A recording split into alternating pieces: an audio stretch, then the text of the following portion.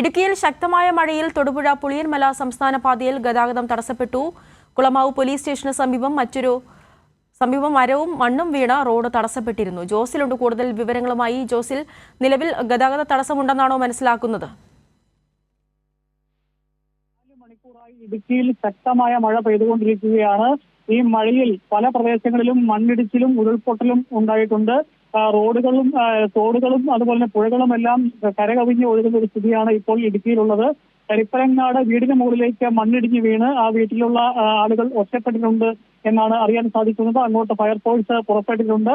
അതുപോലെ തന്നെ നാടുകാണിയിൽ റോഡിലേക്ക് മണ്ണിടിഞ്ഞ് വീണിട്ടുണ്ട്. കരിപ്പലങ്ങാട് പാടത്തിൽ രാജപ്പന്റെ വീടിന് മുകളിലേക്ക് മണ്ണിടിഞ്ഞ് അവിടെയും ഒരാൾ അകപ്പെട്ടിട്ടുണ്ട്.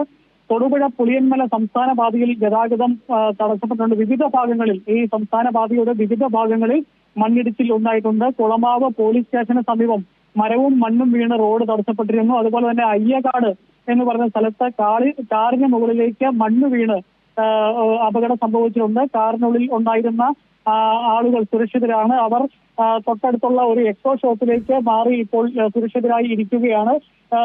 ഇടുക്കിയുടെ വിവിധ ഭാഗങ്ങളിൽ അതിശക്തമായ മഴ ഇപ്പോൾ തുടർന്നുകൊണ്ടിരിക്കുകയാണ്. ഇടുക്കി ഈ തൊടുപുഴ പുളിയൻമല റോഡിൽ മരം വീണ ഗതാഗതം തടസ്സപ്പെട്ടത് ഇപ്പോൾ ഫയർഫോഴ്സും നാട്ടുകാരും എല്ലാം ചേർന്ന് വെട്ടിമാറ്റിക്കൊണ്ടിരിക്കുകയാണ്.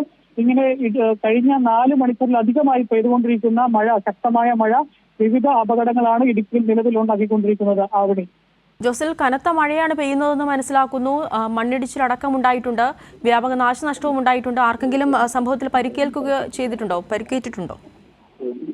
അത്തരത്തിലുള്ള വാർത്തകളൊന്നും ഇതുവരെയും റിപ്പോർട്ട് ചെയ്തിട്ടില്ല. ഈ ഉണ്ടായത് ഒരു കാറിന് മുകളിലേക്ക് ഓടിക്കൊണ്ടിരുന്ന ഒരു കാറിന് മുകളിലേക്ക്